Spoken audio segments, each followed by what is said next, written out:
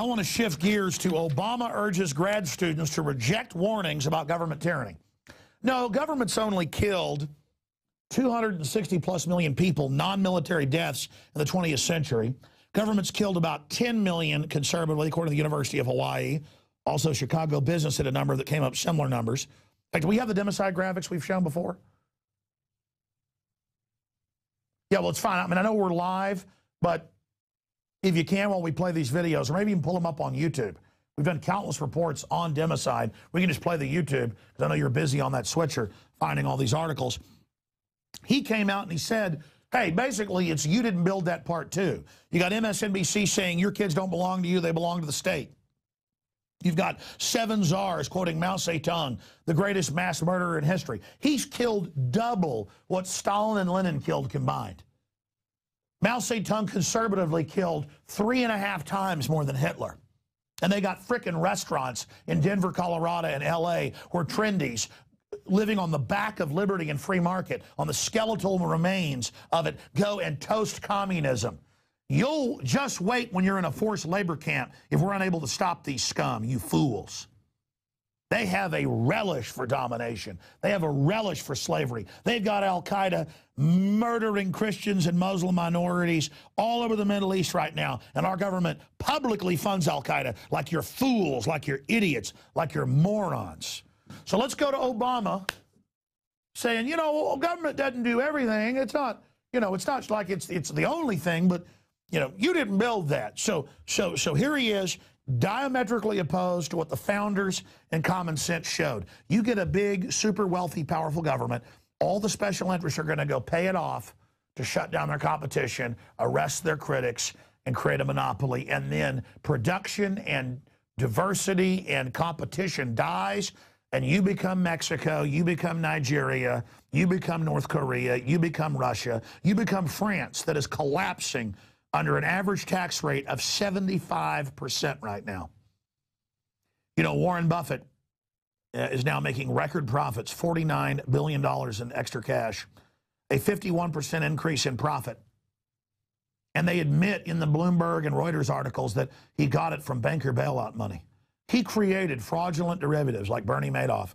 But he said, I'm too big to fail. So you sit there and pay him money so he can fund deadly vaccine programs to kill people. And then he pays the prostitute media to sit there and tell you how great he is. This is how sick it is. Let me tell you what the government built. The government built the lowering IQs, the autism rate from 1 in 25,000 to 1 in 51, the Tuskegee experiment, the million-plus dead Iraqis, the tyranny, the shutdown jobs, the sweetheart deals with China to shut us down. That's what government made. Government, the bigger government gets, watch your whole future go out the frickin' window. Let's go ahead and go to Obama quoting Mao Zedong to a bunch of people whose degrees are going to be worthless unless they get a job in government. We, the people, chose to do these things together because we know this country cannot accomplish great things if we pursue nothing greater than our own individual ambition. Unfortunately, you've grown up hearing voices that incessantly warn of government as nothing more than some separate, sinister entity that's at the root of all our problems. Some of these same voices also do their best to gum up the works. They'll warn that tyranny is always lurking just around the corner. You should reject these voices, because what they suggest is that our brave and creative and unique experiment in self-rule is somehow just a sham with which we can't be trusted. We have never been a people who place all of our faith in government to solve our problems. We shouldn't want to. But we don't think the government is the source of all our problems either, because we understand that this democracy is ours. And as citizens, we understand that it's not about what America can do for us, it's about what can be done by us together through the hard and frustrating but absolutely necessary work of self-government. And class of 2013, you have to be involved in that process. Enjoy the silence. You know, I tend to lay out so much info that sometimes it gets lost in the mix. But let me just very calmly Take a deep breath and go over what you just heard. I'm sure most of you caught that. He's saying you're part of the government. And how dare people say that we can't be trusted? You're part of the government.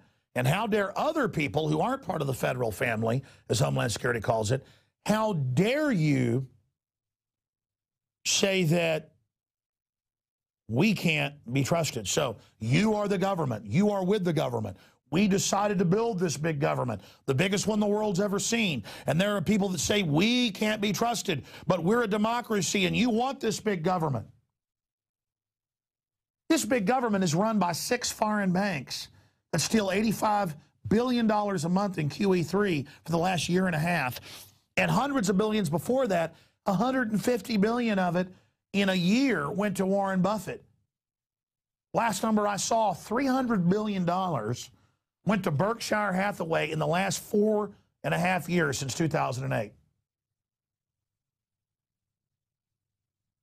mean, my God, since October of 2008, $300 billion. In fact, guys, show the viewers out there, just type into a search engine, Warren Buffett, biggest recipient of bailout. They'll get a $150 billion number. But that he got 44.5 billion of that from AIG. The point is that, of course, he's lobbying for higher taxes, and he goes and gives speeches to college people and says, you know, we need to have rich people pay more because he's offshore and exempt, and he knows you don't know the details, and he's laughing at you. You know how angry that makes me? Buffett, champion of bailout, is also its biggest beneficiary, McClatchy Newspapers. And that's an article from 2009. And let's go into the numbers. $700 billion. That was just part of it. And that guy got $400+ billion of it. AIG got $150 billion of that.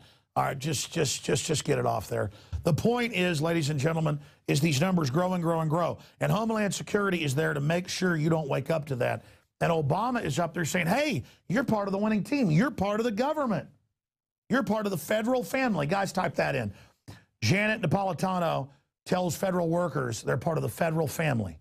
Federal workers told they're part of federal family. They're the family, the La Cosa Nostra, our thing, their thing. And they will get to be like France, where the average person pays 75%, and people that make $1 million, €1 million a year, it's about $1 million, they pay 75% of whatever they keep after 75. And it turned out all the bureaucrats and all the insiders and all the socialists last month weren't paying any of the taxes. And still aren't and aren't going to. And the French burned down a bunch of stuff. But you didn't see that in our news, did you? There it is, federal family. Yeah, there's Michael Savage covering. Profile of Janet Napolitano. Michael Savage covers it. Point is, that came out a few years ago. The federal family. They put out emails going, oh, federal family. What about the American family? So let's play what Ronald Reagan had to say. I'm going to play 3 or 4 clips in a row. Even though Ronald Reagan actually expanded government along with the Democrats, at least he had good rhetoric. Hey, if you got a business, you didn't build that. We need a domestic security force just as big and just as strong as our military. This is pure authoritarianism. This is classical authoritarianism. Let's go to these Ronald Reagan clips from decades ago and then look how far we've come with Barack Obama, who isn't even a real socialist. He's run by foreign banks gang raping you. Here it is. Present crisis, government is not the solution to our problem. Government is the problem.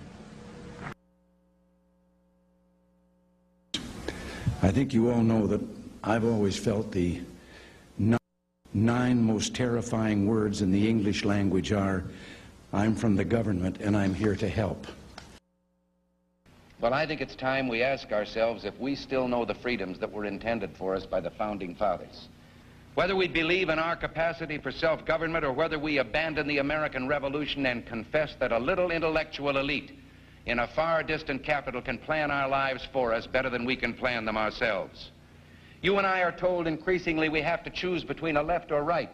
Well, I'd like to suggest there is no such thing as a left or right. There's only an up or down.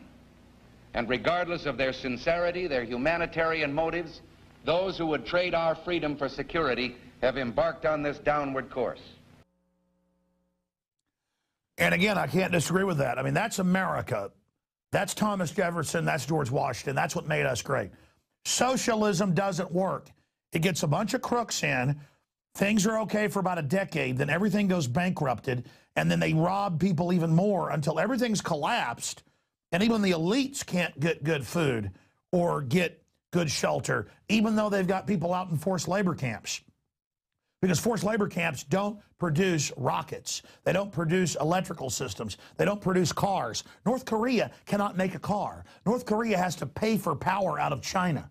North Korea can't even produce power. And they could 60 years ago. It doesn't deliver. It doesn't work. And instead, we've got a fascist system sitting on top of a socialist system with a bunch of deadbeat yuppies who think they're trendies and think they're liberal when they're authoritarians, thinking they're part of the federal family. You got that scumbag federal operative, Obama, and Romney, who worked for the very same people. He done the same thing. Up there lying to you off the teleprompter how you're part of a winning team, how you're part of a great deal. He's a con artist. That man couldn't speak from the heart if his life depended on it. He's not real. A real president wouldn't be flying around like their God with red carpets. Our presidents didn't have red carpets until about 60 years ago, and it's a joke. They're not movie stars, and movie stars are nobody as well. What counts is the character that you stand for, what you develop, what you build, what you create, the literature you produce, the art you produce. Not reading lines, not reading off a teleprompter. It's disgusting. You know what the red carpet meant in ancient Greece before they became democratized? The red carpet meant they were the gods. The gods walking on the blood of the lesser humans. A stinking red carpet. A disgusting abomination. And notice everywhere they go, they have armed troops protecting them, and they hate the fact that you have the ancient right of self-defense for yourself. Let's go to some founding father quotes that I know will be like high noon to a vampire to those of you that think you're part of the federal family out there and are on power trips. The good news is most of those in the federal family are awake now as well, that they're working for Don Corleone. Let's go ahead and Don Corleone is an angel compared to you people, the fictional character. Let's go to quotes by Adams, Franklin, Jefferson, and George Washington. First quote, John Adams. Fear is the foundation of most governments. John Adams. That's why they stage terror attacks or let them happen. Let's go to Ben Franklin. Here's a quote by Ben Franklin. They who can give up essential liberty to obtain a little temporary safety deserve neither liberty nor safety. And the full quote goes on to say, and they will not get liberty or safety. They will become slaves. They will be delivered into absolute despotism. Let's go to Thomas Jefferson. Experience has shown that even under the best forms of government, those entrusted with power have in time and by slow operations perverted it into tyranny. Thomas Jefferson. But Obama says don't look for tyranny. Don't look for tyrants. I knew this was going to happen. Hello. Oh, my God, it's so good. You know, I had this weird thing. I knew you'd call me when I was doing a live transmission. I'm during a break right now. Can I no, I want to talk to you because it's been a while. Can I call you in 5 minutes? All right, man, I'll call you back in 5 minutes. All right, thanks, bye. I had to take that call. Anyways, yeah. Idiocracy. Anyways, let's continue here. Second Jefferson quote. Let's go to that. My reading of history convinces me that most bad government results from too much government. Thomas Jefferson. That's right. Now let's go to George Washington, who they demonize. Government is not reason, it is not eloquence, it is force. Like fire is a dangerous servant and a fearful master. George Washington. Now let's show you some examples of the tyranny running rampant that Obama says don't worry about because none of it's happening. You know, tyranny's not around the corner. No, it's sitting on our lap. It's actually, you know, crammed us down into a porta potty, and it's, you know, sitting on top of us. This is the New Orleans police chief. All the guns will be taken, just like Boston coming and putting people's hands up. Any excuse they've got to come dominate and set that precedent, here it is. You say guns will be taken? No one will be able to be armed. We will take all weapons. Today in New Orleans, they got a lot tougher on the holdouts. Police department, everyone home! Not only the flooded areas, but New Orleans' driest and wealthiest neighborhoods, too. Police department! The police and National Guard going street by street, house to house, sometimes entering open houses with guns drawn and instructions to disarm anyone inside. That happened today in this wealthy neighborhood where homeowners had armed themselves to protect their mansions. Residents were handcuffed on the ground. In the end, police took their weapons but let them stay in their homes. They were a little bit threatened because our weapons were bigger than their weapons. Chris Montgomery says he'd rather be in Iraq than patrolling American neighborhoods. Walking up and down these streets, you don't want to think about the stuff that you're going to have to do if somebody pops around the corner. Be shooting in America. Yeah. It was. Yeah, and ABC was salivating over that idea. Now let's go ahead and go to Feinstein on what she plans to do with your guns. Here's Dianne Feinstein. We can't have a totally armed society.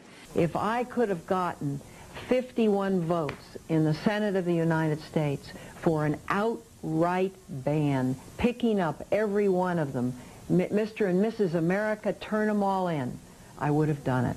Highly militarized weapons, easy to shoot, big clips, 100+ bullets in each, large velocity guns, falling into the hands of grievance killers.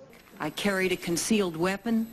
I made the determination that if somebody was going to try to take me out, I was going to take them with me.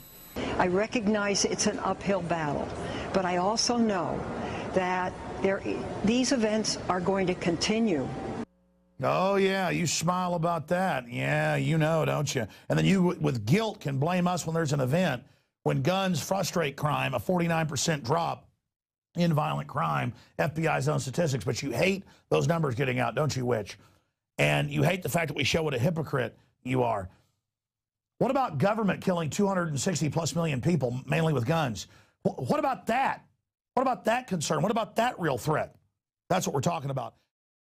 I'm Darren McBreen, and these are some of the new items that are available now at InfoWarsShop.com. Alert the public to Obama's blatant abuse of power with the new Obama t-shirt. Obama's Joker face on the front and come and take it on the back. It's time to publicly call him out for what he is, a tyrant. Defend the Second Amendment with our top seller Come and Take It t-shirts. And look at that, women's cut tank tops and t-shirts now available. Nice hat. Plus the Don't Tread on Me flag. And now you can become a micro distributor of the InfoWars magazine. Plus, get your own copy delivered right to your door each and every month.